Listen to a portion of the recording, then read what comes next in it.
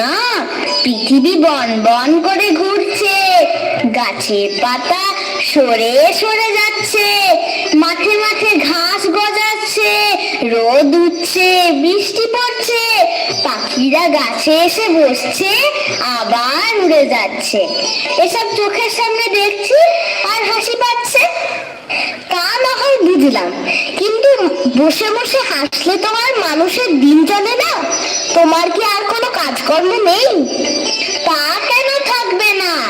সকাল বেলায় নদীতে যাই, সেখানে স্নান টান সেরে লোকের যাওয়া আসা, কথা বার্তা, এসব তামাশা দেখে আবার গাছতলে এসে বসি।